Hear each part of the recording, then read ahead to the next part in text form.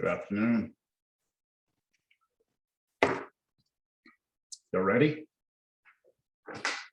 Okay. October 28th. Here we go. This is our last class in October. Before you know it, we're going to be taking a final, huh? Is the final on Tuesday or the test on Tuesday or Thursday of next week? Next week, I don't remember. It's Thursday. Is it Thursday? I think we said Thursday. We'll just double check. Oh boy, 2 tests on my birthday. Thursday. That sounds like fun. All right, so here we go. All right. We are going to continue. We were talking about exponential and logarithmic functions last time. I told you to go and review some things if you felt like you needed to. We're going to take a little step back and we're going to talk about E first, all right? And after we talk about E, then I'm going to prove to you why the derivative of e to the x is itself, which is what I talked to you at the end of class about. That's like the very unique property of E itself.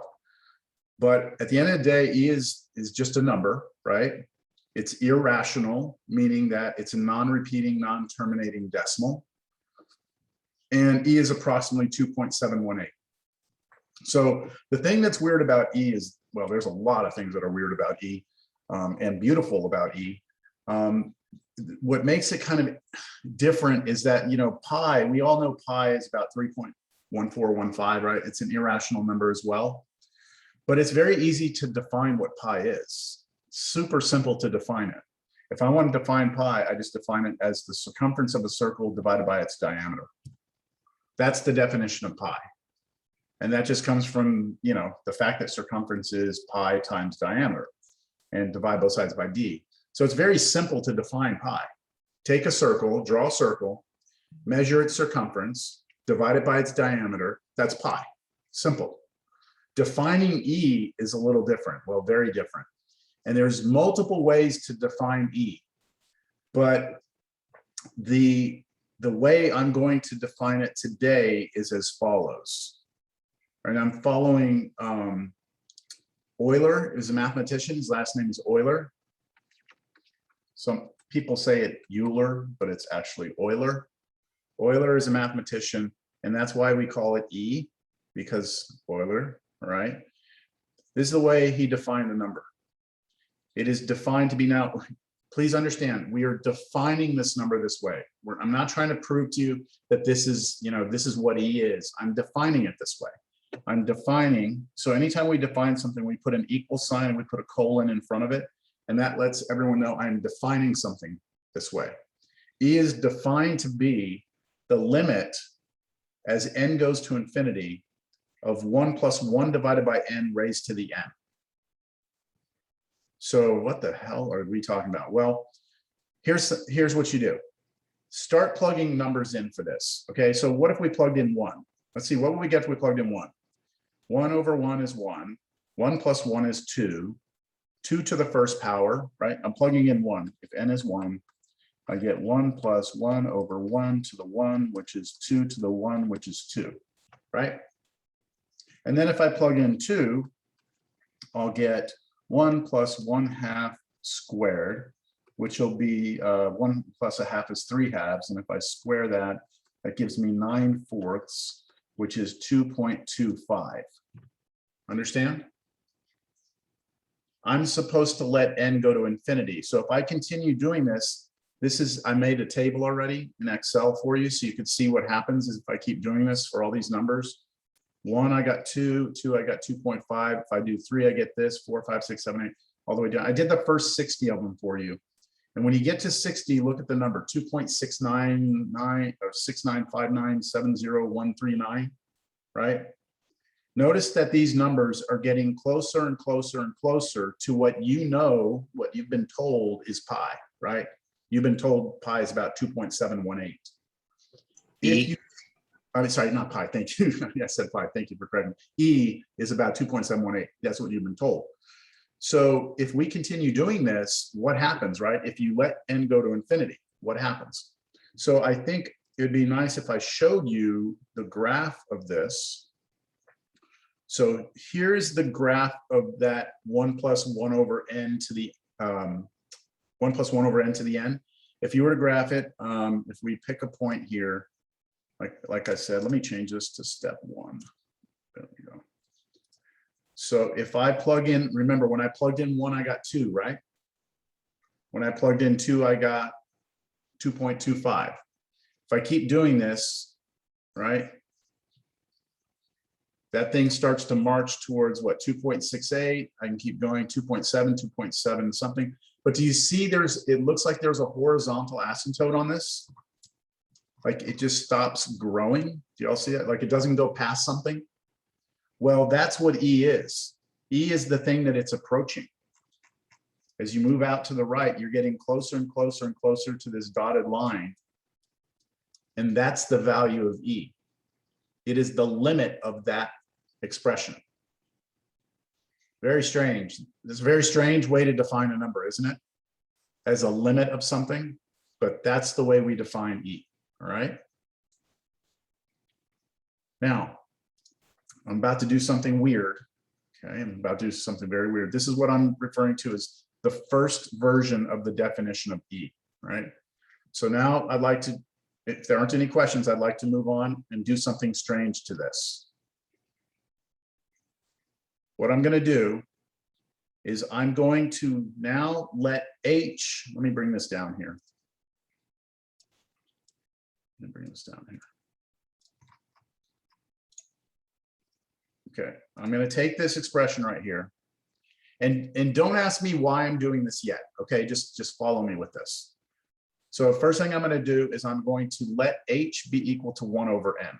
Okay, I'm just going to say, hey, everyone, I'm going to tell you right now that H is equal to 1 over n. Then if I multiply both sides by n and divide by H, we get this. Basically, if we reciprocate both sides, we get this. Do you all agree? N is 1 over H. If I'm telling you H is 1 over n, then n would be 1 over H. It's reciprocal. Now, if I let n go to infinity, okay, if I were to tell you, hey, let n go to infinity, what would happen to H? So look at this expression. If I let n become infinite, what would happen? 1 over infinity would go to what? 0. Fixed over infinity, right? Fixed over infinity goes to 0. So then H would go to 0, wouldn't it? Yeah. Okay, so if I let H be 1 over n, then n is 1 over H. And if n goes to infinity, that's the same as saying that H goes to 0. So what I'd like to do now is rewrite this whole thing. This is the original thing right here. I want to rewrite it. I'm going to look at this. N going to infinity is the same as saying H goes to 0, right? So I'm changing the limit. I'm writing it, instead of writing it in terms of n, I'm about to write it in terms of H. So n going to infinity is equivalent to saying H is going to 0. Then I'm going to replace 1 over n. Well, what's 1 over n? H, right? That's H. And then replace n with, well, what is n? It's 1 over H. So you get this. This is the second version of the definition of E. And you know, here's the first version, here's the second. The big difference between these two is this first one, n goes to infinity, right? And you have 1 over n, and then here you have n. Over here, H is going to 0, and inside you have H, and on the outside you have 1 over H. They both go to E though. They both will go to E. So let me show you, I'm going to graph this now. Okay, I'm going to graph this for you in Desmos. Let's see if I can ever get back out to where I was. Let me see. Here was, yeah, here's the original graph, right? That was it. I'm going to leave E there. Okay, I'm going to leave E there, but I'm going to hide that from you. And I'm going to now graph the other one for you. Okay, so here's the other one. Okay, that's the graph of the other one. And what was the limit approaching? H was approaching what? 0. 0. So look at this graph. Let's approach 0 from the right and let's see what happens. Look at the Y coordinate. I'm going to have to go smaller steps here. Let me zoom in on this. 2, 0.00001. There we go. So look what happens to that y value. See the y value 2.1, 2.2, 2.3, 4, 5, 6, 7. Do you see what it looks like? It's approaching 2.71 if I zoom in on it.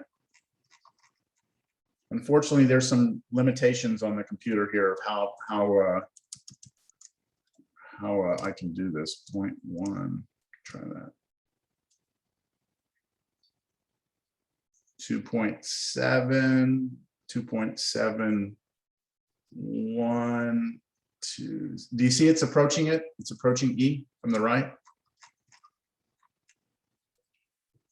All right, so we have two definitions of E, two different limits, but what we're saying is that the number E is what you get when you take these limits. Got it?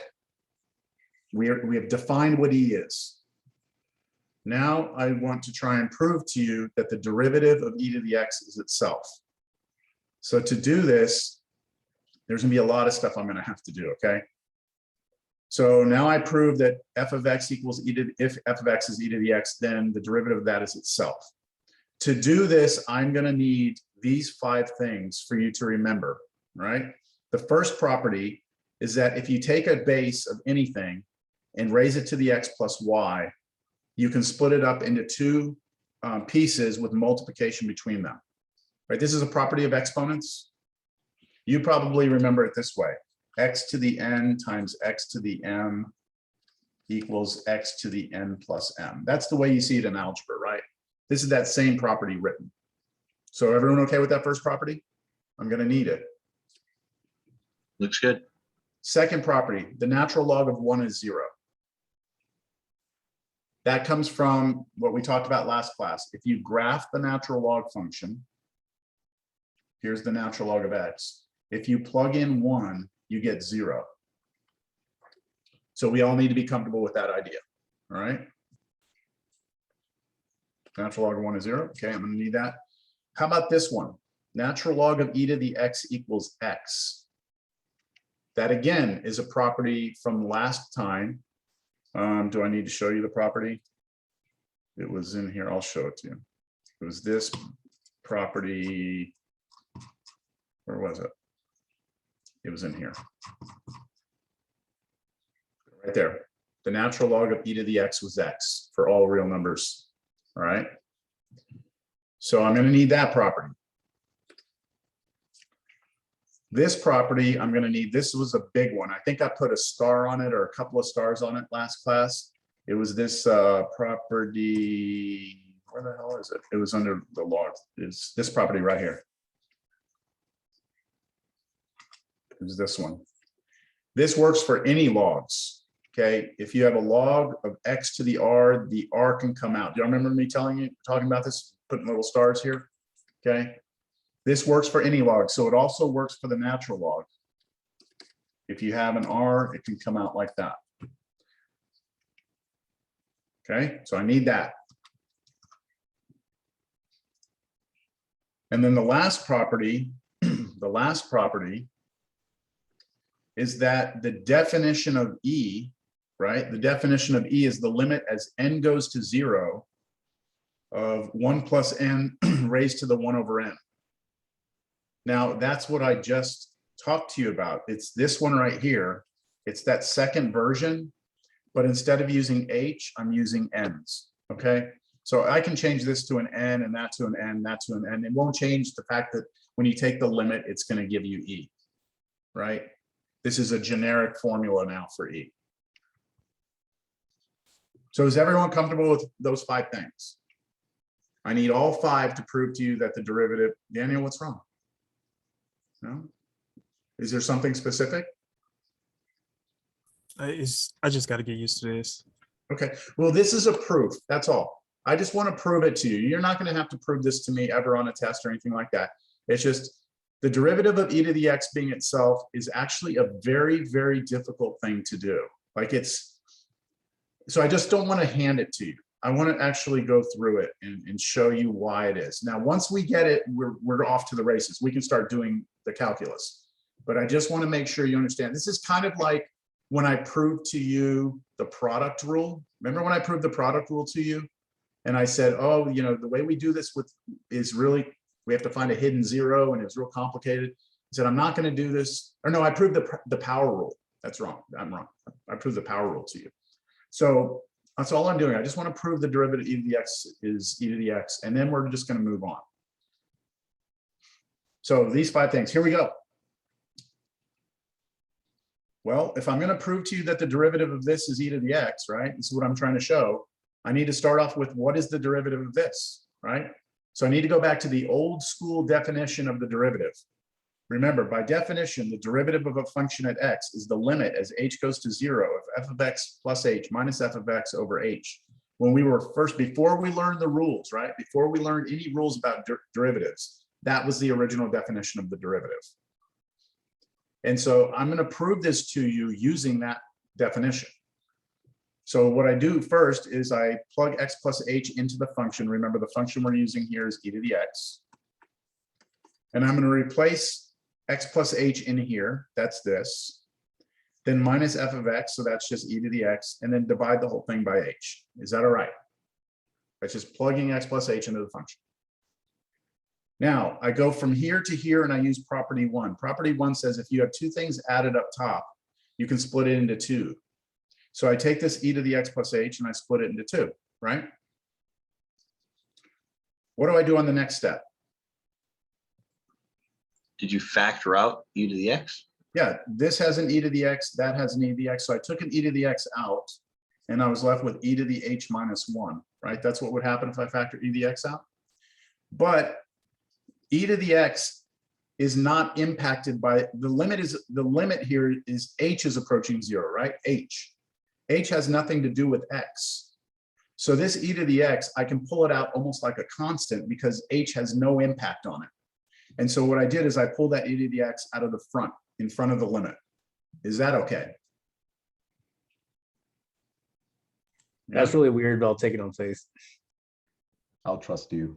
Okay, well, h doesn't impact it, right? When I take this limit, right, what's changing? What's the only thing I'm asking you to do? Let h go to 0, right? Yeah, just the H. So if I let h go to 0, does that have any impact on this? No. No, so Yeah, if no it doesn't have an impact, then I can really look at it like a constant and it can just come out in front, all right? I need to pause my screen real quick. I wanted to hide something from y'all. Let me try this again. Delete. I wanted a shape in here.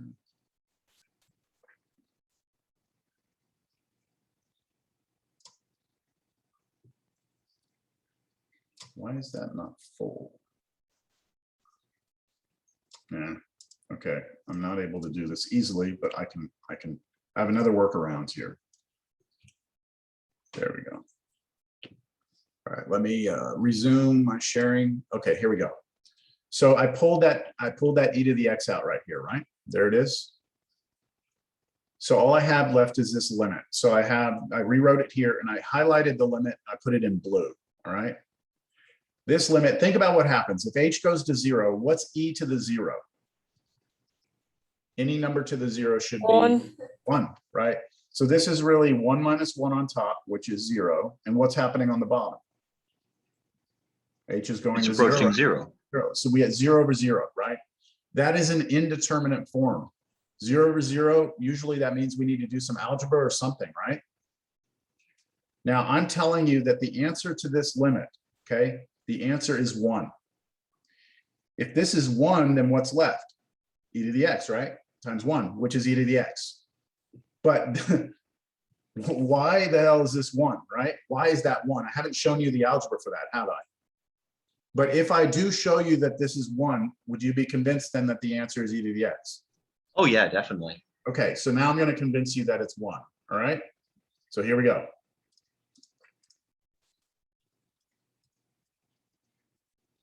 Here's the work. We're going to take this piece here. Say again?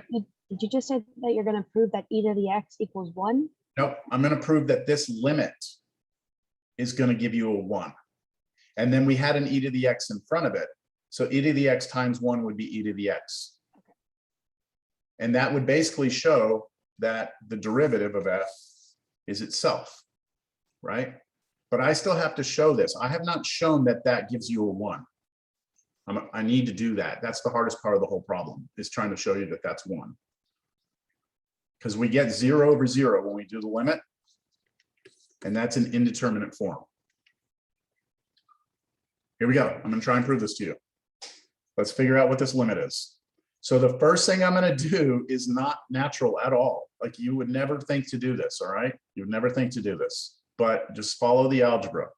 What I'm going to do is I'm going to take e to the h minus 1, and I'm going to replace it with something. I'm going to call that n. E to the h minus 1, I'm going to call it n. And you're going to go, why are you doing that? And I'm going to say, just do it, okay? Because good things are going to happen, all right? Call this n. Now, what did I do on the next line from here to here? Add 1 on both sides.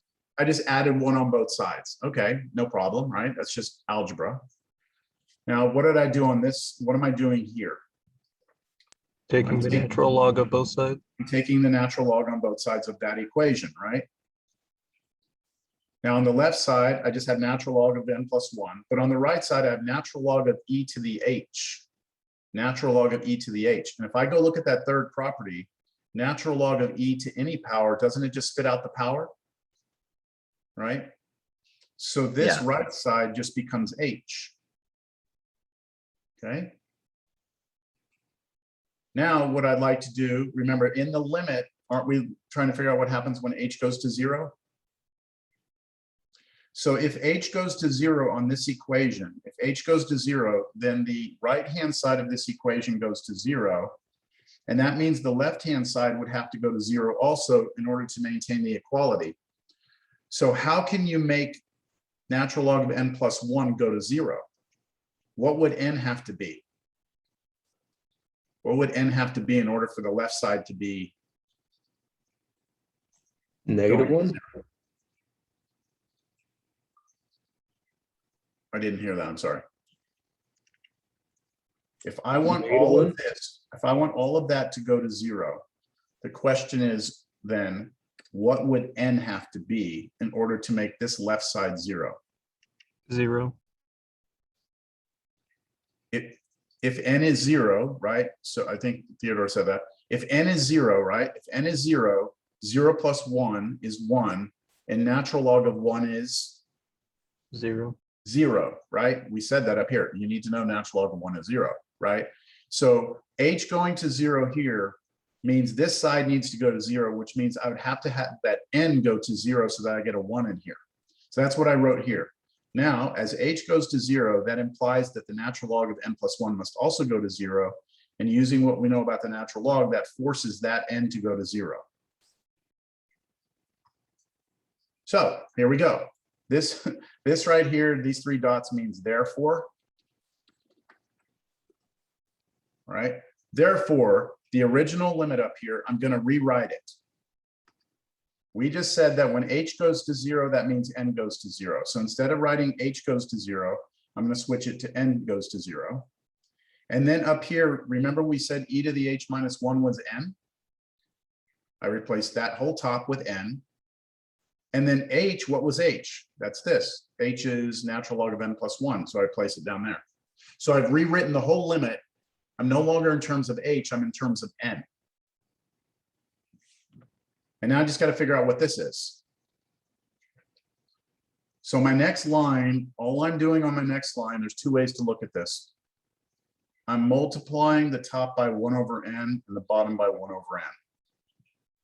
If I do that, the top becomes a 1, and on the bottom I have a 1 over n in front of the natural log. Do y'all see that 1 over n in front of the natural log?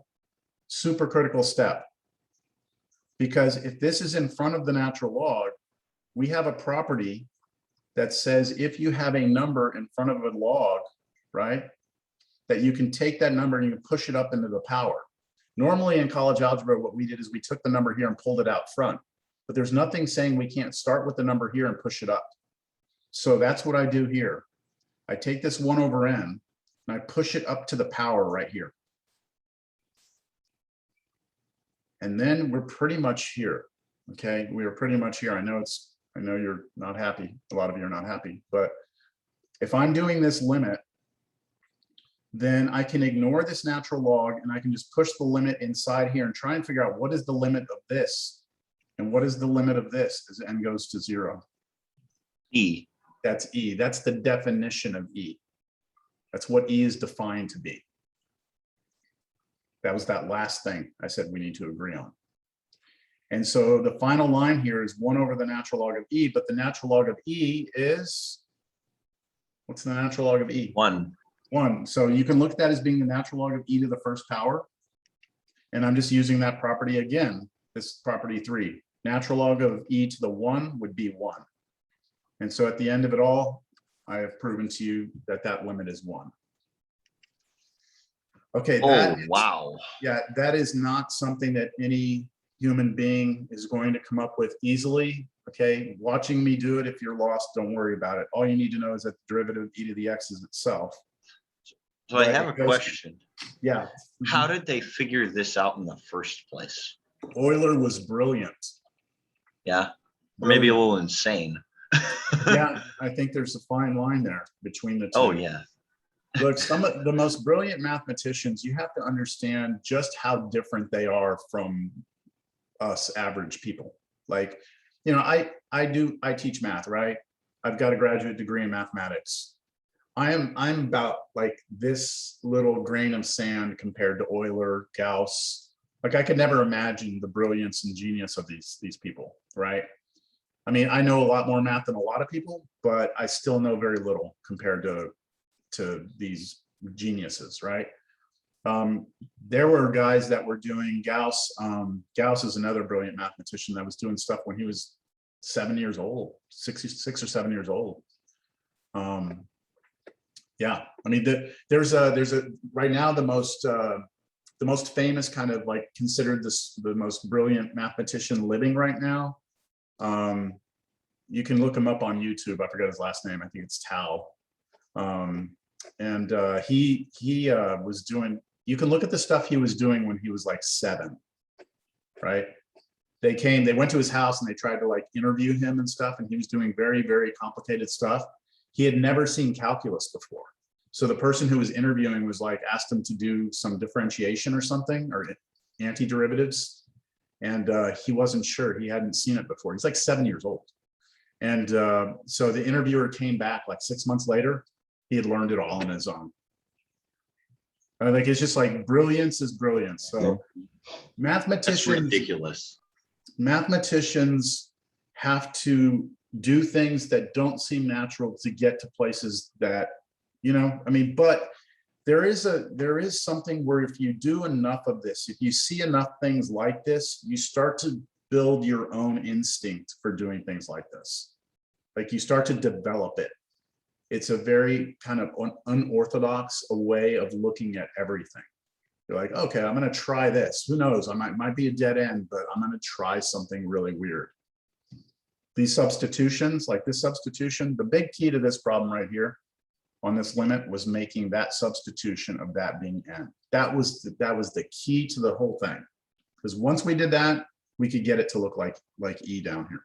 All right, we're done. We can't take any more time. All right, so voila, we've got it, voila. Right, the derivative of e to the x is itself.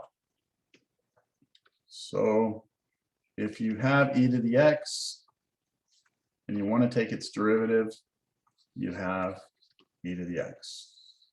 It is the only function that does this, okay? It's the only function that does this. Well, that begs the question.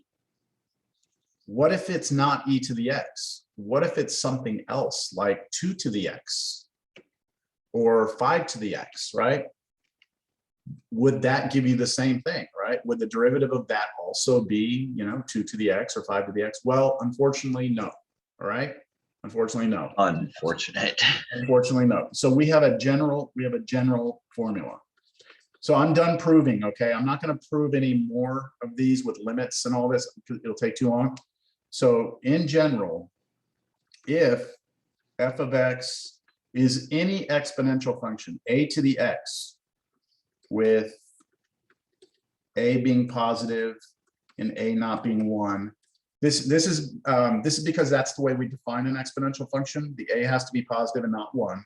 So if f of x is some exponential function, then the derivative of that is equal to itself, okay?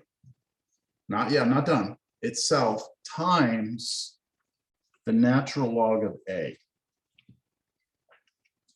This is what you need to know. And this is on your formula sheet, everyone. This is on your formula sheets. On your formulas, right here in derivatives, is formula number 10. The derivative of a to the x is itself a to the x times natural log of a.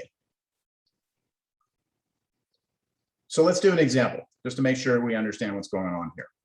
So if I say, hey, everyone, y is equal to 3 to the x, find y prime, then you're gonna say, okay, this is a to the x, right? This is a raised to the x. So the derivative of this should just be itself times what? Natural log of 3. Natural log of 3. And natural log of 3, isn't that just a number? Isn't that just a number? The natural log of 3 is just, Remember, I'd take the natural log. it's some constant, right? You type in your calculator, it'd be some constant. So what's going on here is that if you take 3 to the x, right? Let me go and graph it. If we take 3 to the x,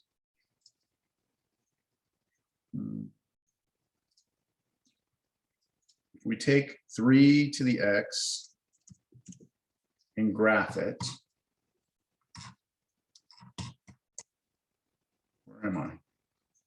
Oh, I'm really zoomed in. Okay, there's the graph of the e to 3 to the x, okay? Its derivative is not itself. It's actually itself times some constant, natural log of 3. That is its derivative. So they aren't exactly the same. E I to don't the think x- that's it. Oh, yeah, sorry. Yeah, that doesn't look like it at all, does it? There we go. That's it. Times. There we go. So they are not exactly the same function. The only one that it is itself is e to the x. That's it, all right? So you've got to scale it a little bit. Really, this is almost like just a little scalar. Now, sir, wouldn't the derivative be the exact same as the derivative? Because natural log of 3 in this instance is a constant. Wouldn't you, if you took the derivative of that, wind up taking what amounts to the derivative of 3 to the x? Not sure. Oh, would the second derivative be equal to the first derivative? Is that what you're asking? Yeah, basically, I phrased that poorly. Okay, so if you did the derivative again, right? This is a constant, isn't it? It would come for the ride. Times, now do the derivative of that, which would be itself times natural log of 3 again. So you now have that natural log of 3 squared. Okay, I was thinking the derivative of a constant is 0, but yeah, that makes more sense than carry. Yeah, Carry it because it's attached to the function, it has to come for the ride. Yeah, And then if you did the third derivative, it would be 3 to the x, right? Times natural log of 3 again, and then times the constant that came along. So it'd be natural log cubed, or natural log of 3 cubed times 3 to the x. All right. Okay, so let me ask you this. The derivative of e to the x, right? If y is this, e to the x, ask you to find y prime. Try using the formula, because e is just a number, isn't it?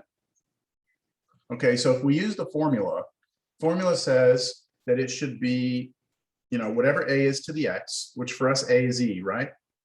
So this should be e to the x times natural log of the base. What was the base? E.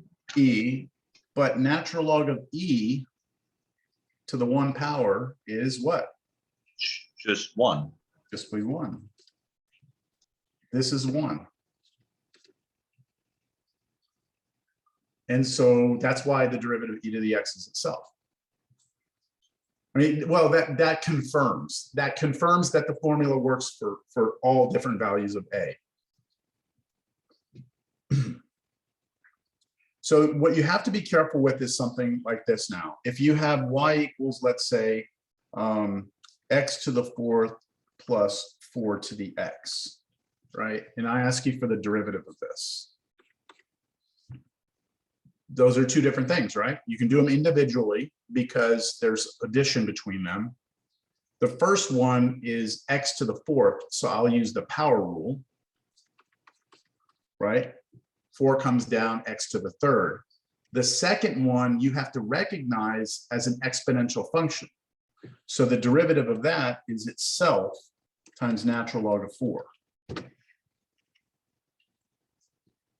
The most common mistake that I see, and I've told you before, I hate writing people's mistakes down, but I think it's worth seeing here. Maybe someone can tell me what the most common mistake I see for this is. They'll bring the X down to the front. Yeah, they'll bring the x down and then they'll do times 4 to the x minus 1. Minus 1. That's what they'll do. So what they did here is they tried to use the power rule. They said, oh, I'm going to do the same thing I did here. I'm going to bring down the 4, subtract 1. I'm going to do the same thing here. Bring down the x, subtract 1. Completely wrong, because that's not the way we handle this. This is an exponential. This is a power of x, right? A power function. The way we do the derivatives of power functions is we use the power rule. The way we take derivative of an exponential function is we use the formula for the derivative of an exponential function. Understand the difference? Yeah, I could also see someone making the mistake of seeing that and going, oh, it's a constant, and setting it to 0 Yeah. when you take that derivative. Or leaving the constant and just taking derivative of x. saying Yeah. It's 1. I mean, there's a lot of wrong ways to go. Yeah. There's only one right way. A lot of Yeah, wrong ways. I mean, that's one of those, if you hadn't taught this, I would have said, do the power rule on it. And if not, then, well, it's a constant, just get rid of it. Exactly. But yeah, no, it's different. What So if I would've- question, hold is on. there- What if I would have added one more thing out here? How about 4 to the 4? So this would be this would be this. Constant, this so would- that goes to 0. That would be 0. Okay, just trying to see if I can trick you, right? That's just 4 to 4 as a constant, so derivative is 0. Okay, what was your question? I was just going to ask, with these natural logs of 4 kind of thing, will you want us to just do it on the calculator and get the whatever the number is and multiply it, or should we leave it as a natural Leave it log as of natural 4? log of 4. Because Okay. if you do your calculator, you're going to get a decimal. Yeah, I was noticing, want I tried both of them. They were both awful little numbers Yeah. that were stretching Yeah, across my leave whole it. calculator. Okay, gotcha. All right, we happy? Not happy? You okay? Like you understand? I'm All happy. right, now, I would like for us to look at it again, a little more generally though, all right? Right now, if I tell you to take the derivative of a raised to something, let's say u, where a is a number, okay? Here, a is a number. What you're gonna do is you're gonna do a to the u itself, right? A to the u times natural log of a. But if u is something other than x, like what if u is some function? You're gonna have to use the chain rule and multiply by the derivative of what was up there. Let me show you an example. Let's say we have 4 raised to the sine of x, and I want to know the derivative. You look at this like chain rule. This is 4 raised to something, right? 4 raised to something. Your variable is up in the exponent, right? Your base is a number. So this looks a lot like a to the x, but the x is something more than x, right? It's some function. So you treat it first like an exponential. You say the derivative is itself 4 raised to the sine x times the natural log of 4. That takes care of the derivative of the exponential part. What do I still need to multiply that by though? The cosine of x? Cosine of x, the derivative of what was up there. You all see that? It's chain rule now, on this new formula. I'm gonna do another example. Why don't I give you a minute to see if you can do this? What if I have 10 to the x squared plus x, and I ask you to find its derivative? If you do that one, do this one. E to the square root of x, take that derivative. And if you finish that one, try 3 to the x sine x, take that derivative. I'll give you a few minutes. These all require chain rule.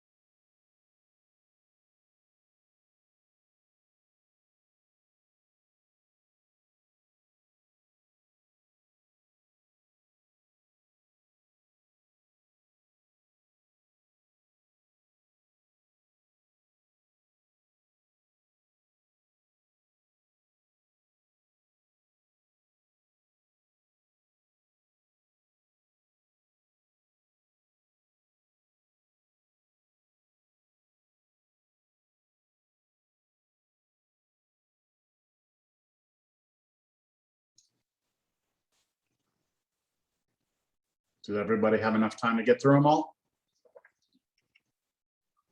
I'm on the last one, sir. Yeah. Yeah, I think I'm just wrapping up the last one. Just finishing the last one, yeah.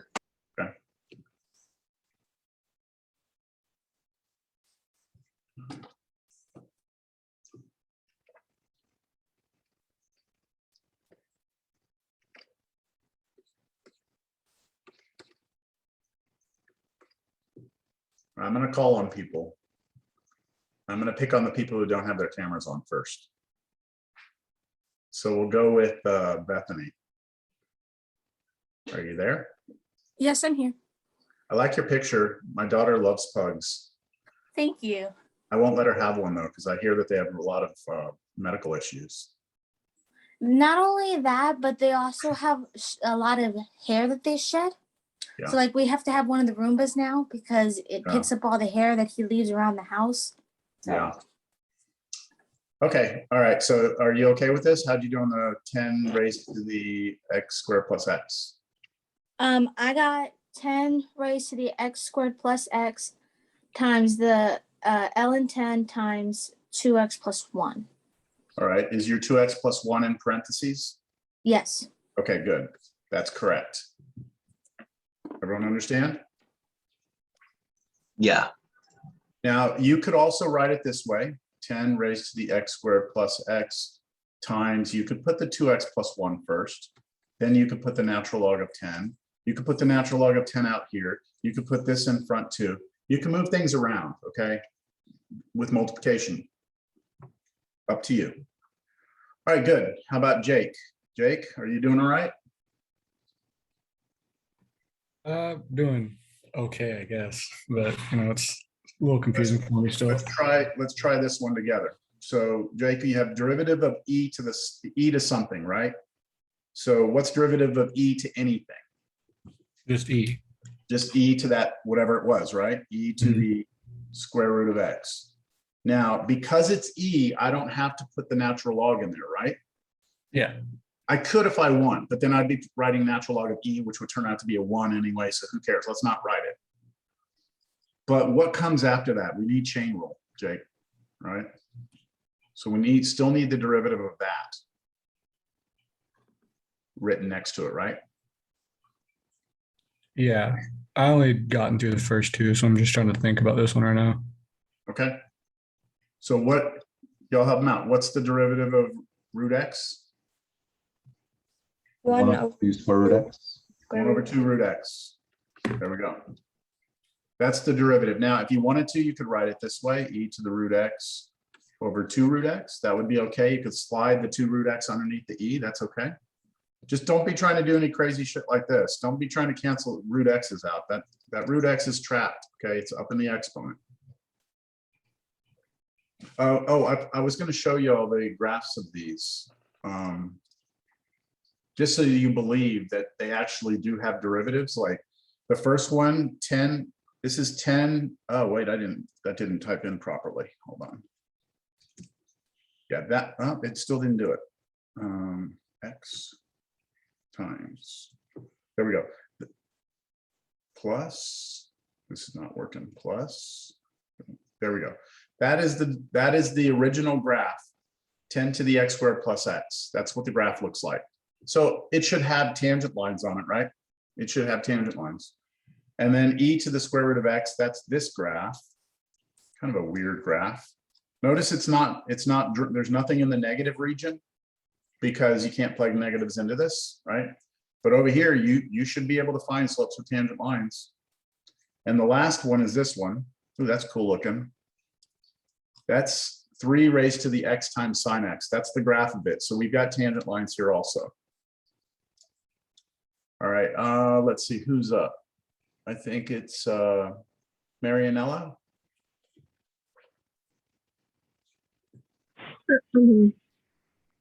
Are you okay? You good or no? Yeah, Okay. kinda. So how about this one? What's the derivative of this? Mm.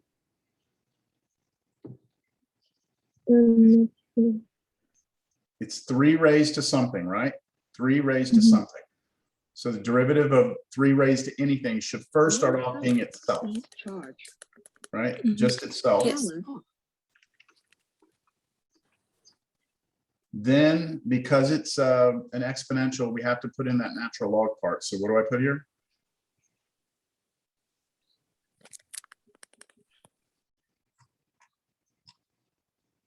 I think we might be having some audio issues there, no?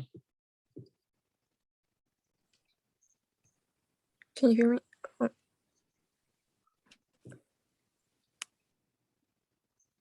I think we got audio issues. It's all right. We'll come back. How about Angel? You want to finish it? Oh, sorry, you're eating something. You good? You good, Angel, or no? Got it? Yeah, okay, so sorry about that. What is it? But next one is gonna be derivative of, wait, no, the ln3. ln3. Mhm. Then And then there's gonna be a power rule right there as well, included. So for the whole thing, it should be sin x plus x cosine x. good. You said power rule, but I think you meant product rule. Oh yeah, my bad, sorry. So everyone, Angel said, okay, up here, got to take derivative of this, but there's a product between those two. So we got to do the product rule there. Does that all make sense to everyone? We now have a Yeah, new it's got a product rule. a new function, right? A new type of function, exponential functions. And so we've got a general definition for the derivative, but now we can start incorporating within this general definition, we can start incorporating chain rule, right? Product rule, quotient rule. Here's another one another one that we could consider. How about this? X squared e to the x, take its derivative. So for this, do y'all see that there's a product rule right there? We have to apply the product rule. So that will be the derivative of the first one, 2x, times the second, plus now the derivative of the second one. What's derivative of e to the x? Just e to the x. It's e to the x itself, right? And then times the x squared. And that's it.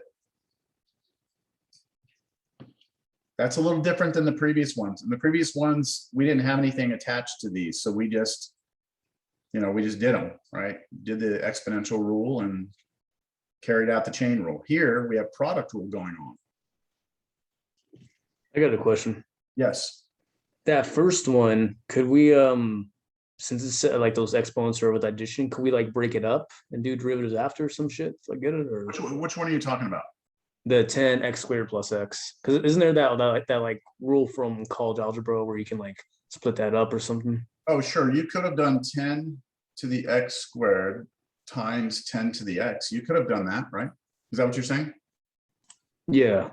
But then you would have to apply a product rule, right? So you would have to do derivative of this one first. Derivative of that one would be 10 to the x squared times natural log 10 times 2x. So I'm taking derivative of 10 to the x squared, which is itself, times natural log of 10 times derivative of what's up here, which is 2x.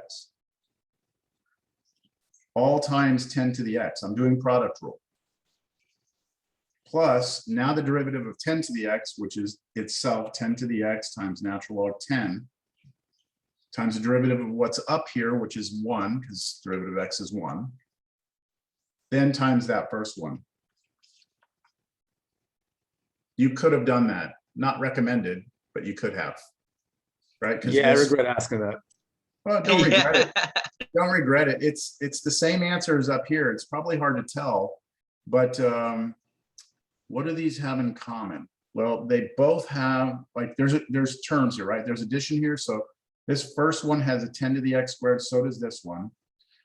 They both have a 10 to the x also, right? And they both have a natural log of 10.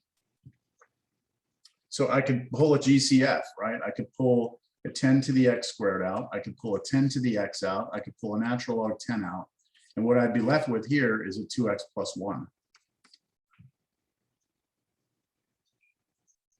And then I could put these back together, 10 to the x squared plus x times natural log 10 times 2x plus 1.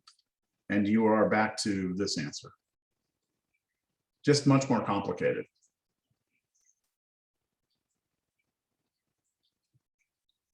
All right, we need to move on. We good? You all understand the basic idea here? Got it? All right, so now we ask the question, if we know what the derivative of e to the x is, and we need to know the derivative of what a to the x is, what about this?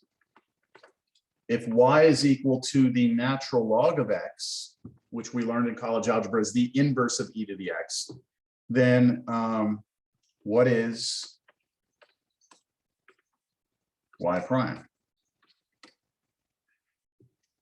Which means that I should probably do this by setting up the, what do you call it? The limit and do all that crap I did with the proof, right? But I'm not gonna do that. I'm gonna do something else, all right? Here's what I'm gonna do. I have no idea what the derivative of natural log of x is right now, okay? I have no idea. That's what I'm trying to figure out, right? So I'm gonna do something really weird, but I think you should be able to follow this. I'm going to use the fact that I know that e to the natural log of x equals x. This is a property of e and natural log. Do y'all agree with that property? They kill each other off. Just like we have the property natural log of e to the x is x, it works the other way around. Here, if you put the e to the x inside the natural log, they kill each other off, you get x. Here, if you take e and raise it to the natural log of x, they kill each other off and you just get x. I'm about to use this property. So what I'm gonna do is I'm gonna take this equation and I'm gonna do e of both sides.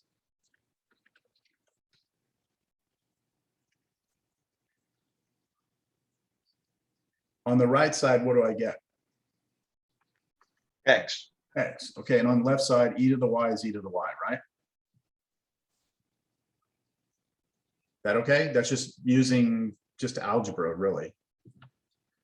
Now what I'm going to do is I'm going to take the derivative with respect to x on both sides of the equation. we call this implicit differentiation, right? We've done implicit differentiation before. So what would the derivative with respect to x be on the left side? And then what would the derivative with respect to x on the right side be? Let's see. Let me ask somebody. Who have I not talked to?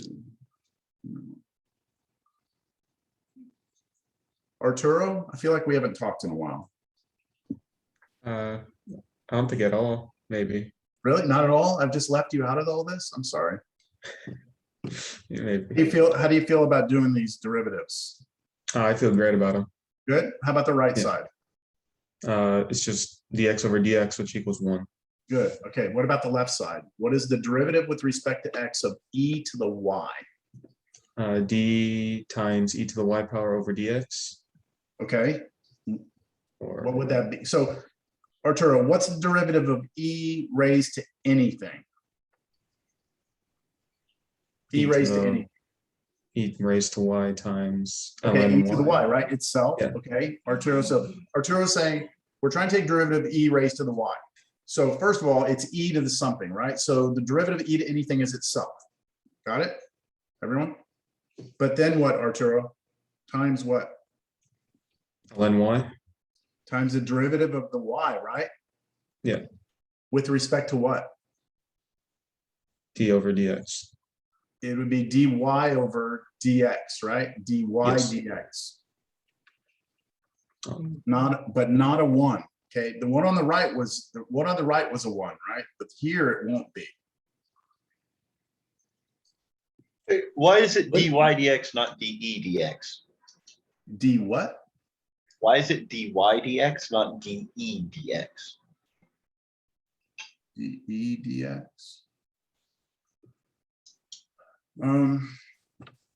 Let me see. I'm trying to take the derivative with respect to x of e raised to some stuff, right? So in the big picture of things, if you're ever trying to take the derivative of e raised to anything, right? Didn't we just, I mean, we did these like here.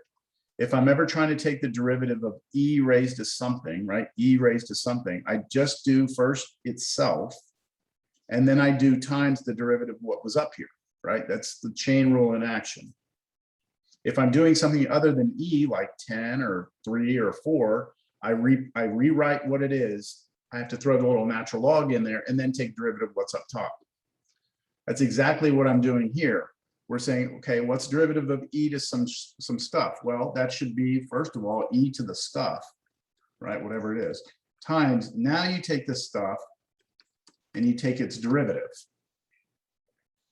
Gotcha. I understand. Everyone understand? Wouldn't there technically be like a ln e, but that's why it's just 1? ln, where's an ln? Well, because aren't you also gonna like have to multiply it by? Oh yeah, down here. Yeah, but it's just gonna be Yeah, 1. down here, yes, there is an ln, but I'm not going to write that ever for e. I'm taking derivative of e to something. I'm not going to write ln each time. I'm just going to know it's there and just not even worry about it because it's a 1.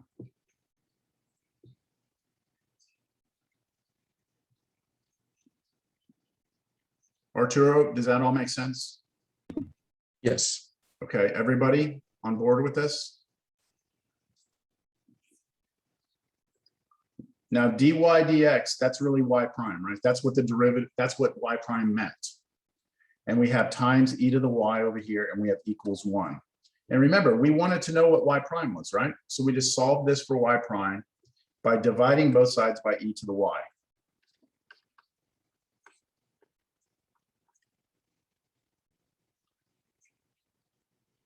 But what is e to the y? X. X. X. Which tells us that y prime equals 1 over x.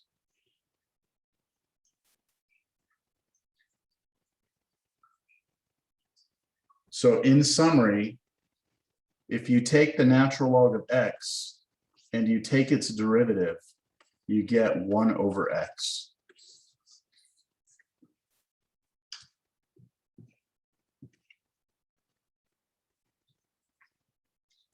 This is on your formula sheet.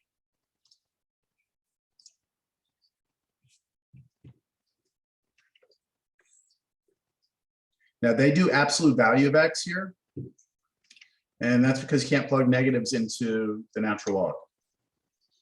Also, you can't plug 0 into this, right? The natural log is undefined at 0.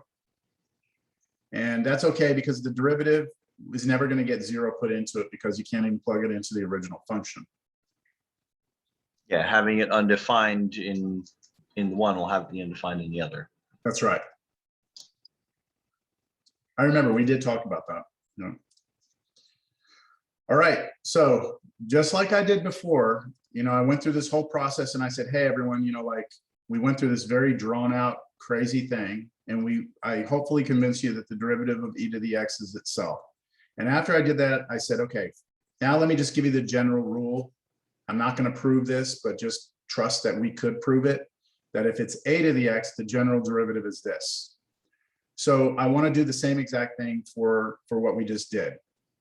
So right now, the way it stands is that if we have the natural log of x and we take its derivative, we do just in fact get 1 over x. Good, happy, good. But what about any general logarithm? So what if you have a function where it's not the natural log, but log of something else, like log base a of x? Then what would the derivative be? Well, I'm going to tell you. It's this. It's 1 over x natural log of a times natural log of a. I'm not proving this. This is the general formula now.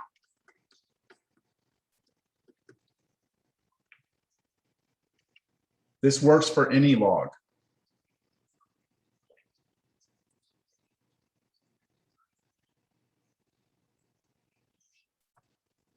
So as an example, if I were to say, take log base 7 of x, the derivative of that would be 1 over x times the natural log of 7. Got it? What would the derivative of log of x be?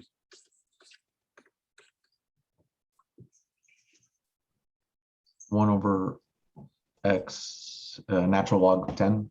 Natural log of 10. Why 10? Because log. Because when it's unwritten, that means log of 10. Yeah, when it's not written, it's implied that it's 10. And when it's written with an ln, right? When it's written with an ln, what does it really mean? Log base e, right? That's what that really means. And when we take the derivative of that, according to this formula, we would get x over natural log of e. But again, the natural log of e is 1. So we don't do it. We don't use this one. So this is just to show you this formula does work for both the natural log, right? It just spits out 1 over x still. Do you see the similarity between this and the previous formula?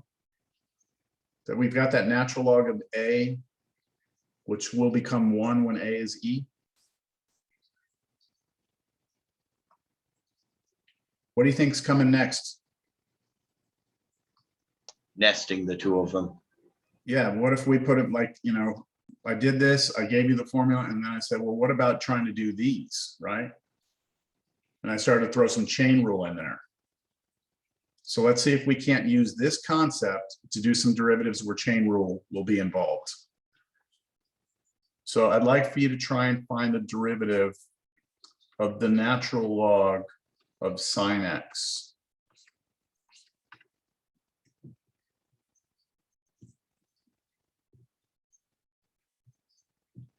I'm going to work this first one out with you.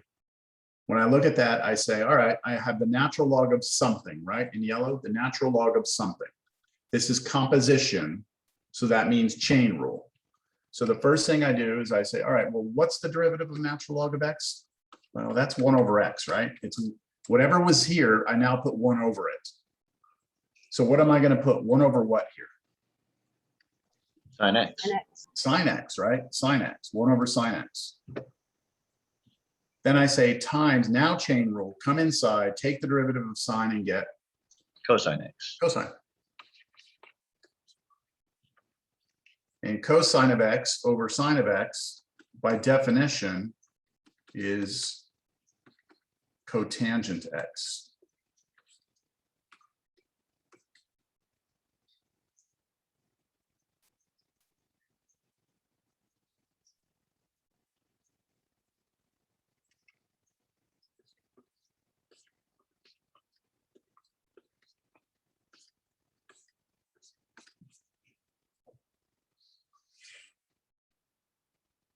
Try that one. I'm going to give you a few to try.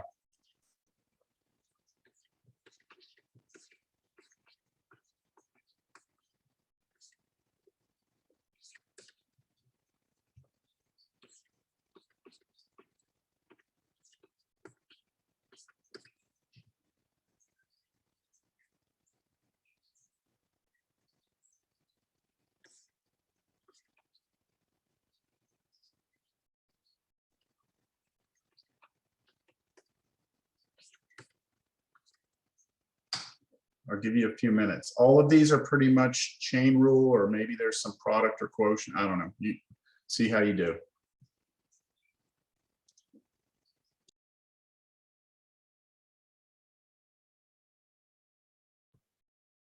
Professor Diagiovanni, Yes. could you scroll up a little bit so I can see the examples? Yeah, let me zoom out. I think that's the best way I can do. Zoom out.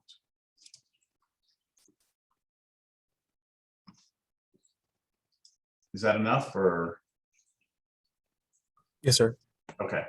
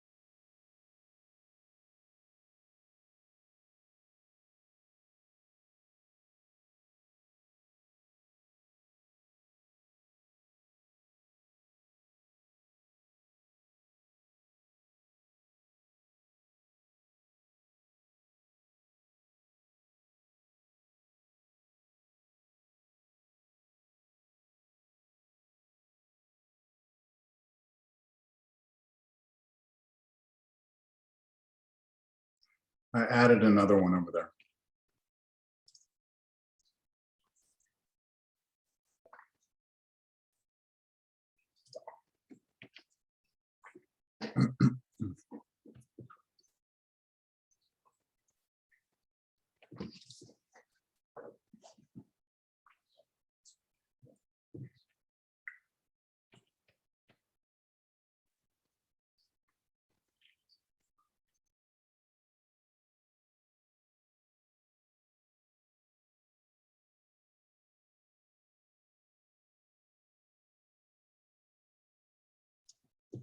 How's this going, everyone?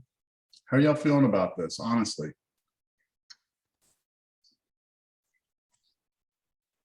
It's strange.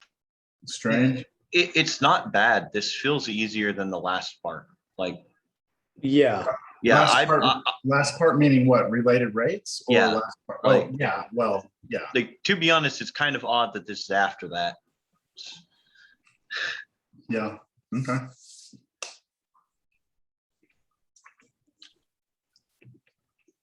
Other feelings on this, other opinions, other?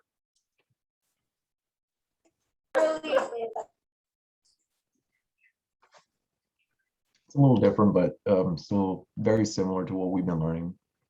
Yeah, so what really I'm hoping you're starting to see now is that as we start to develop more of the functions that we have in the mathematical world, the whole idea of chain rule, product rule, quotient rule is always in there, is always incorporated into it.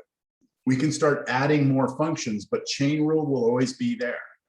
It's inherent now into everything we do. So if we start talking about exponential functions, well, we can have chain rule in that. We can have product rule in that, quotient rule in that. We start talking about logs, we can have chain and product in there and quotient and everything else. So when you move into Cal 2, you're going to add more functions. You're going to have all the inverse trig functions. You're going to have the hyperbolic functions, the inverse hyperbolic functions. So you'll add all these functions where chain and quotient, all that just plays in. So let's do these. Let me zoom in a little bit on this. All right, let me call on some people. Josh Mallet, you ready? You got the first one. All right, the ln x squared plus, okay. The derivative of that is 1 divided by x squared plus x cubed times, in parentheses, 2x plus 3x squared. Perfect. There we go. That's it. So it's like you've got natural log of some junk, right? The derivative of that is 1 over the junk times the derivative of the junk. Now, Josh, we could take what's here, right? We could take what's here and move it to the top, couldn't we? We could, if we wanted. We could put 2x plus 3x squared on top of x squared plus x cubed. And there's even more algebra we could do to simplify that, but I'm just going to leave it alone. All right. All right. Could I ask a quick question? Sure. Yep. I noticed like on the previous ones, we were putting like the natural log, but now we're not putting the natural log anymore. Why is that? Good question. Because you mean on these two? Yes, sir. Okay, so a few things. First of all, these logs were logs where the bases were not e, right? That was log base 7. And the argument, the thing that was being plugged in was just x, which makes it real simple because all you have to do is put 1 over that, 1 over the x, but you have to tack on that natural log of a down here. So that's why we needed the natural log of 7, because this was 7. We need a natural log of 10 here because this is 10. But Daniel, when we're doing a natural log, the base here is really an e, and we don't need to tack on a natural log of e down here because we it's know 1. that's 1. Okay. Okay. Thank you.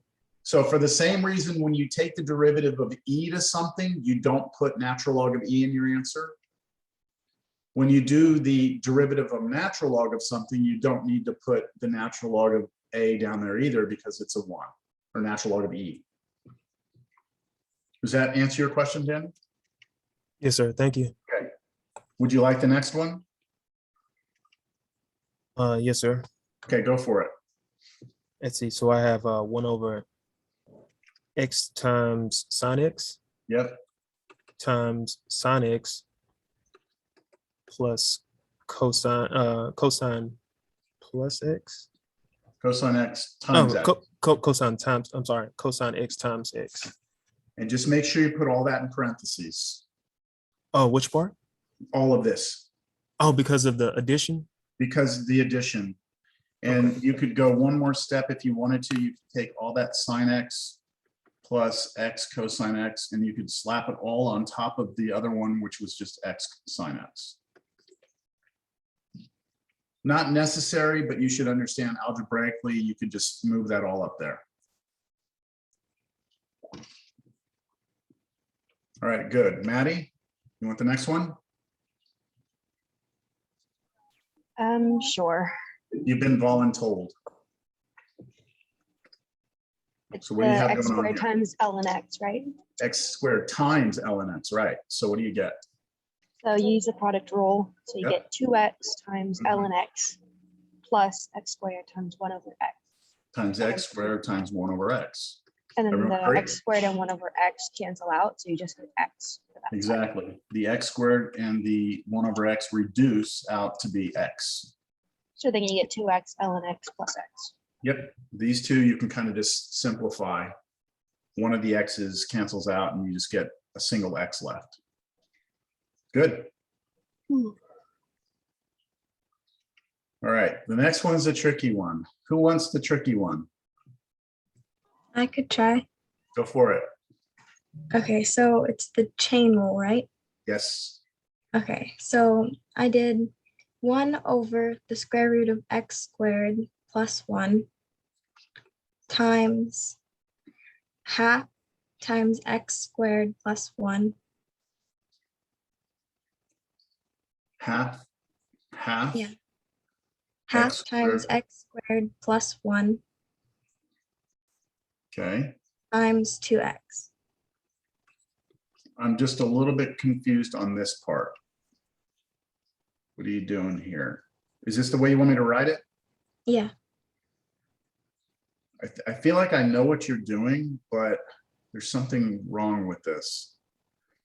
So let's start. First thing you did, Anna Marie, is you said, okay, I've got natural log of all this stuff, right? Natural log of all this stuff in blue. And the derivative of a natural log of anything is 1 over it, right? So you did 1 over all that blue stuff. Good, agreed. You've done the natural log. Now you move to the next part. You're trying to take the derivative of the square root of a bunch of stuff, right? The square root of a bunch of green stuff. And that's, I think that's this part, no? Yeah. Okay, so tell me how you did that. You're doing the derivative of the square root of a bunch of stuff. Yeah, so what I did is I wrote it as x squared plus 1 times, or like to the half. Okay, so you looked at this whole thing as being x squared plus 1 to the half power. Yes. And then you took the derivative. Yeah, I forgot yeah, that yeah. on You it. see it? You see it? Okay. So you did that. And so you took the derivative of this. So you brought the 1/2 out in front. Then you should have this to the Negative 1/2. negative 1/2. And then the 2x. That would be correct. Now I'm going to go through it again because that's probably not the way that I would have done it, but I mean, it's right. It's not wrong. So here's the way that I would have approached it. Well, one of the ways. I have another way I'm going to do it. But here's kind of, I guess, following the things that I've done in this class. I have natural log of something, so I put 1 over the square root of that something. Right? That's the derivative of the natural log part. Now, I have the square root of something, right? The derivative of the square root of something is 1 over 2 square roots of the something. I've tried to like burn that into y'all's brains. When you're taking derivative of the square root of anything, it's always 1 over 2 times the square root of that anything. So I instead just did that. Now, Anna Marie converted this square root to a half power and did chain rule, and that's perfectly fine. That's just not the way I normally would have done it, me personally. Is there a reason you recommend like, or we should do it that way? Because I'm the same way where I do like the way she did it. I'm not going to say that I think, look, they're both right. Okay. They're both right. So I'm not going to say, but I'm not quite sure how easily you would see that these two roots are actually can multiply together and the roots are gone. Right. That might be a lot harder to see with negative exponents and, you know, like, I don't know. I mean, maybe you do see it, maybe you don't, but you might find yourself in a situation where you're not seeing algebraic simplification. But it's right, it's not wrong. I'm still missing the 2x though. I need the derivative of what was in the yellow. That would be the derivative, which is the same as this. All right. I'm going to show you a different way. Watch. This is the same as this. That's the original problem. But I've rewritten the square root of this as this to the 1/2 power. Y'all agree with that? That's the same thing. Now, before I take the derivative, I'm going to use a property of logs that says if I have a power here, I can pull the power out front. Right? So this becomes 1/2 natural log, and now that all that's left is the x squared plus 1 inside the natural log. I no longer have that 1/2 power. And then I'm going to take the derivative. 1/2 is a constant attached to the function. It will come for the ride. Now I have to take derivative of natural log of this. So I put 1 over the x squared plus 1. That's the derivative you get when you do the natural log part. And then you multiply that times the derivative of what's inside, which is 2x. And you can start cleaning this up. And you get a final answer of x over x squared plus 1.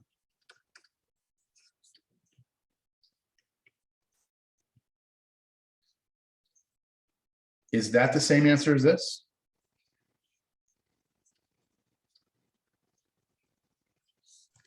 Yeah, it's just that's way way easier, it seems like.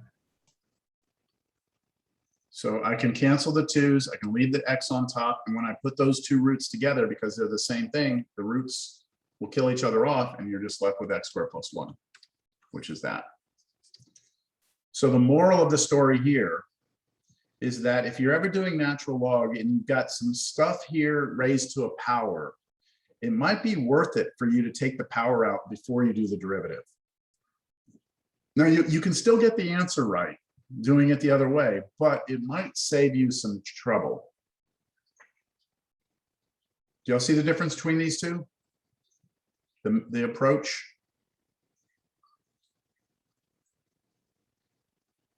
Now, on this last one here,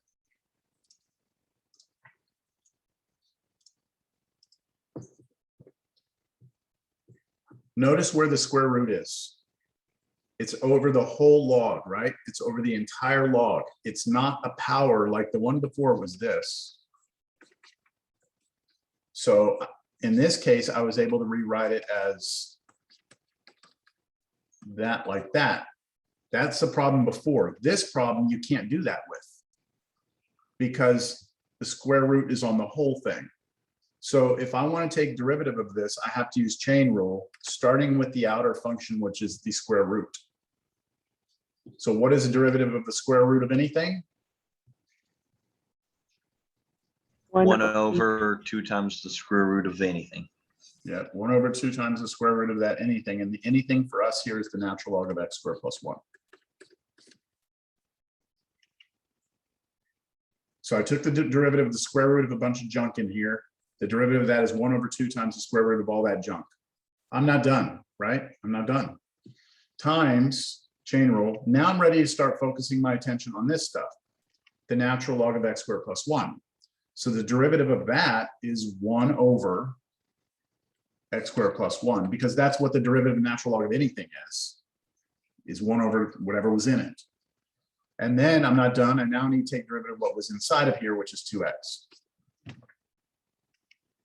There's your derivative. You could clean it up, but I'm just going to leave it.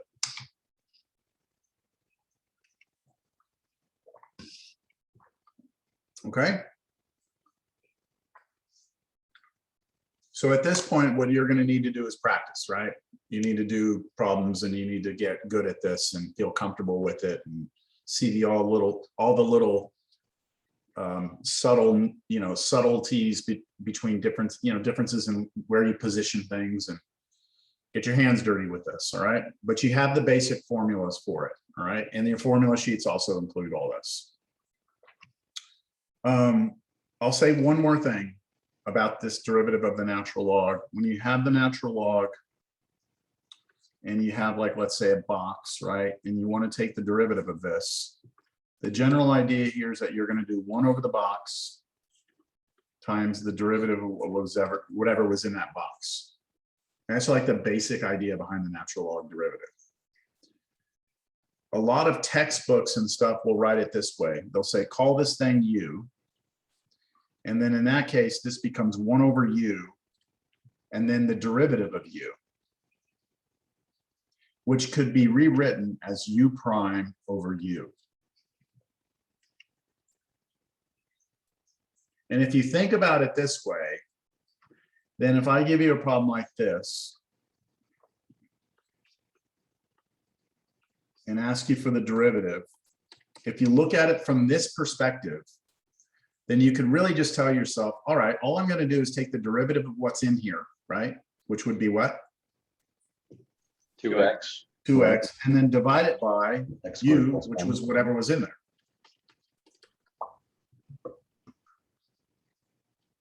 If I did natural log of sine x, take the derivative, then all you need to do is take the derivative of what's in here and divide it by whatever was in here.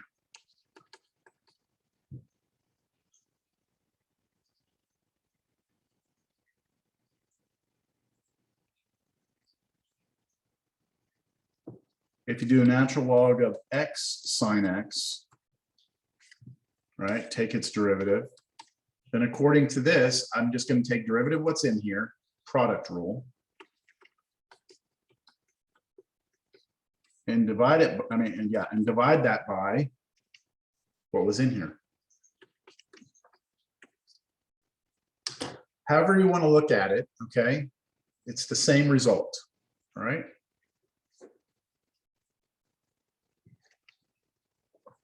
All right, we got about 14 minutes. Still have a lot to do.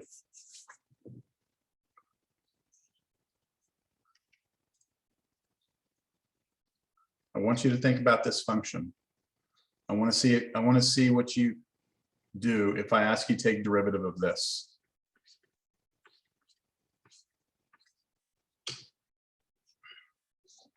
X raised to the x.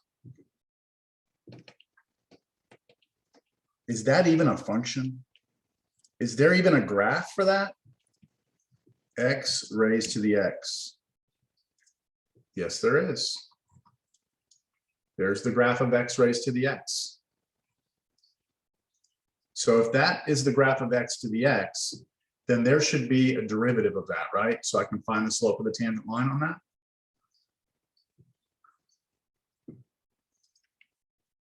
That would be a,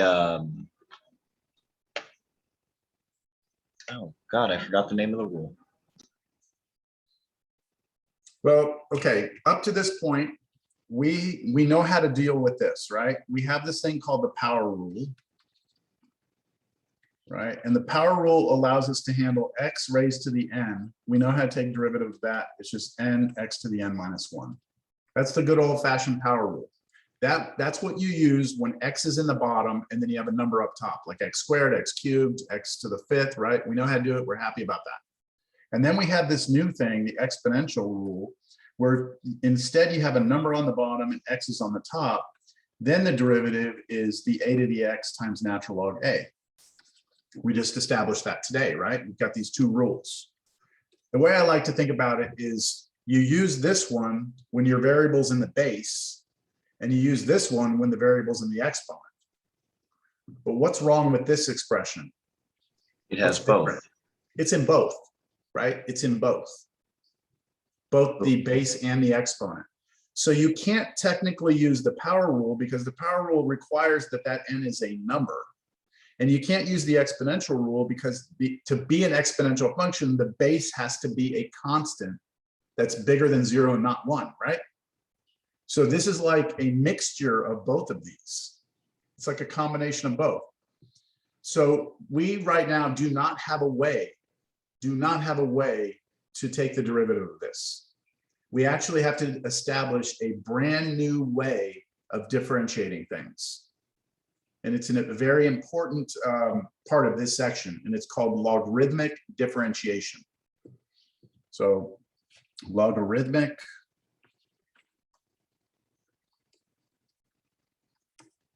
differentiation.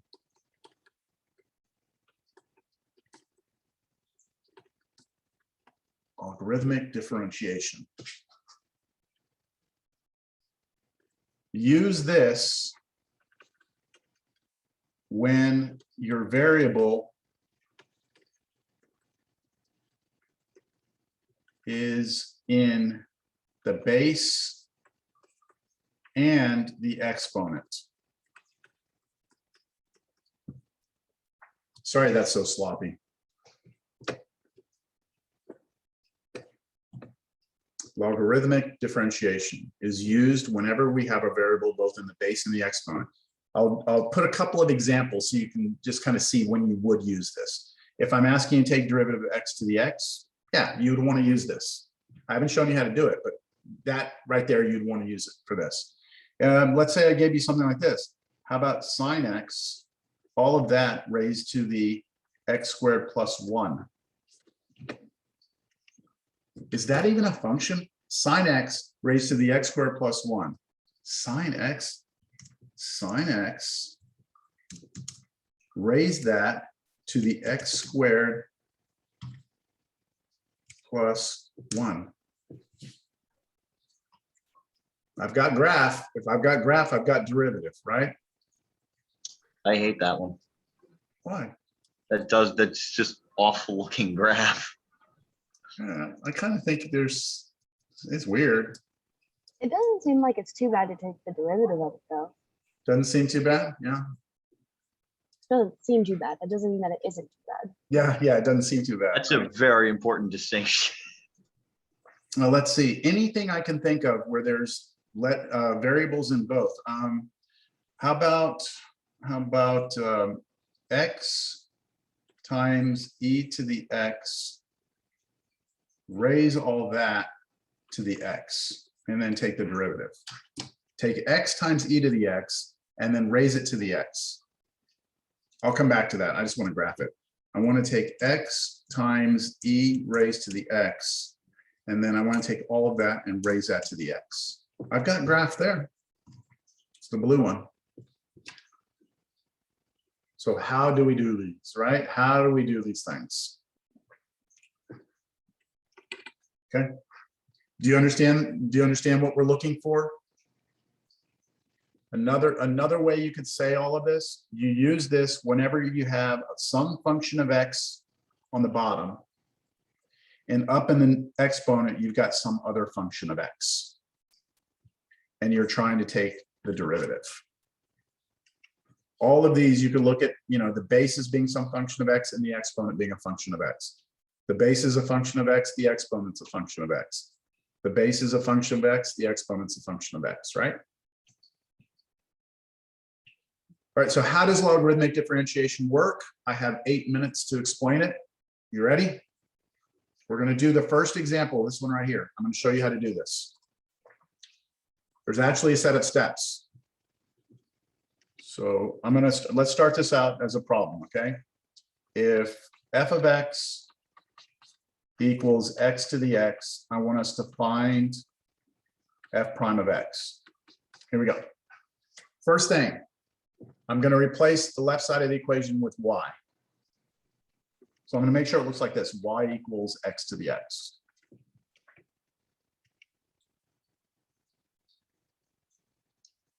Next thing, I'm going to take the natural log on both sides.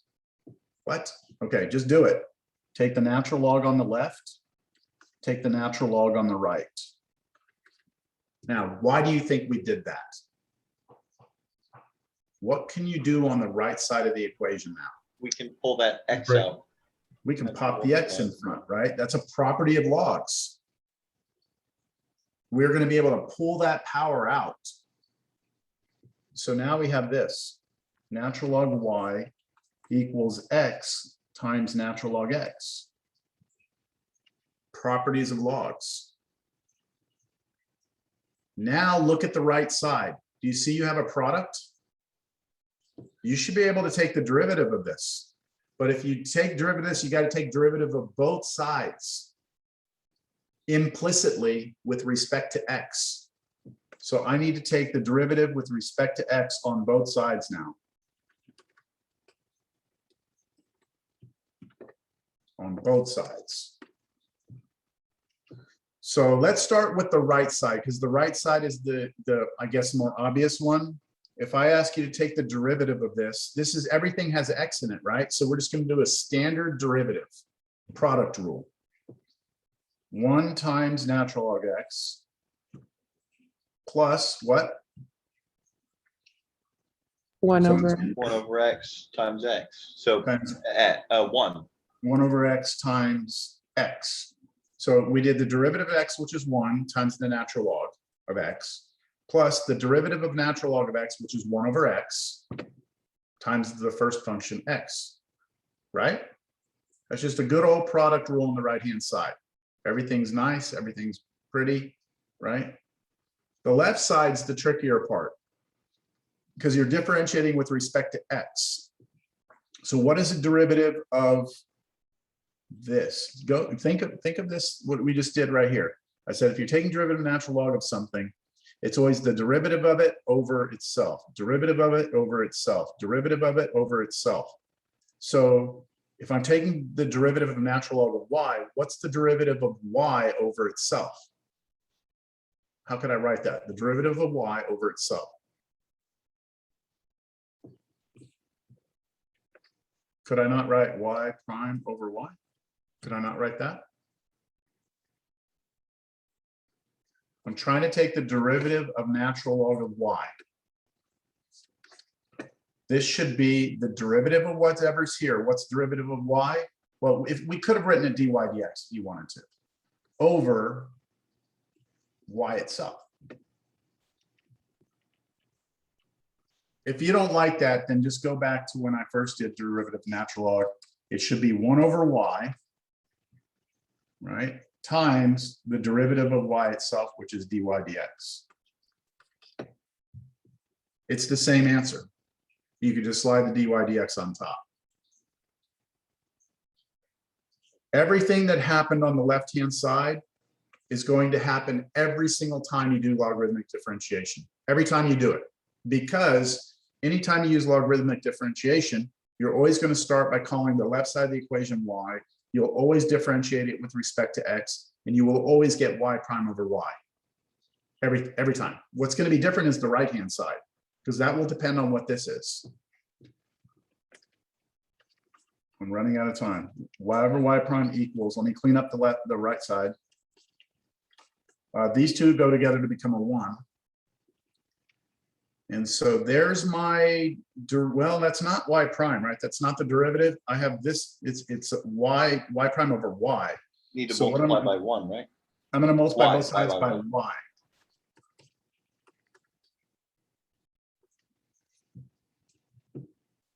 You replace the y with x to the power of x now? Exactly. I go back and I say, wait a minute, what was y again? Oh, y was x to the x. So that means that y prime here is natural log of x plus 1 times y, but y is x to the x. And I'm just going to leave it like that. That's the derivative.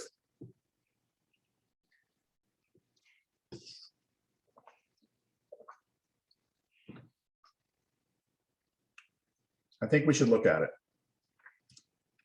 Okay, we just said that the derivative of this, the derivative of this should be the natural log of x plus 1 times x raised to the x. Do we see any places on the original black function where the slope of tangent line is 0? Yeah, right there, right? Yeah, right there. Does that correspond to the x-intercept of that function? It does, right? To the right of this point, the black function is going up, right? Which means that its derivative should be what? Positive. Above the x-axis, which it is. The green graph is above the x-axis over here. On the left-hand side, the original function is going down, right? Which means that the derivative should be negative there, which it is. This just kind of helps us, you know, kind of say, oh yeah, it looks right. All right, so here's what I'd like for you to do. Do your homework, okay? Do your homework. And let's do a quiz, all right? A quiz that will be, it's really just because y'all need another quiz grade. I need to give y'all another one. So it's not supposed to be hard. I want y'all to find the derivatives of both of those too. So I want you, we've only done one example of logarithmic differentiation, okay? So I want to see how you do with this. Take the derivatives of these. You're going to do it exactly the same way I did this.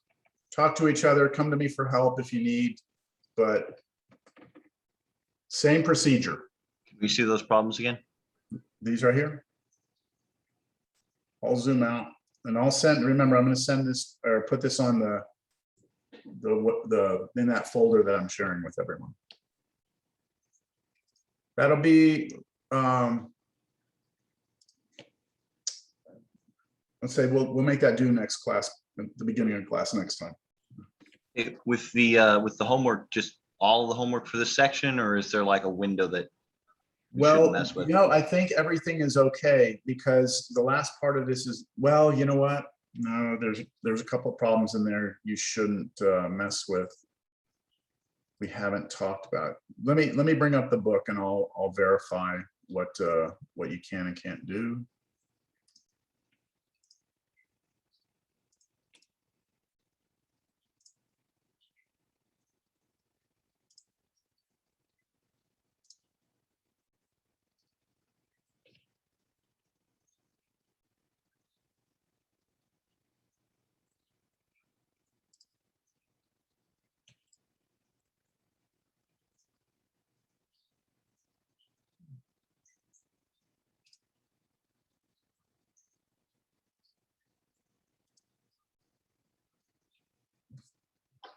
All right, I need to see what the homework assignment is. So for 3.3, yeah, I can tell you where to stop. So these are all logs and stuff. See how this goes. It's fun. We get to logarithmic differentiation. Those are doable. We haven't done one like that. Those are doable. Okay, so anything past number 50, anything past 50 is logarithmic differentiation. So I would avoid those for now. I've only given you one example, and there's still a lot more that we can talk about with that. So I would say everything up through 50. So on the homework, yeah, just wait on 52, 53, 57, and 62. Everything else is okay. All that. You can try. If you have trouble with the latter ones here, don't worry about it. Make sure you can do at least these first 20. That's it. In terms of what will be on the test next week. All right, in terms of what's on the test. That's all the material. We'll talk on Tuesday to see whether or not y'all want the implicit differentiation on there or not, because I only did one example today. I'm going to talk more about it next time.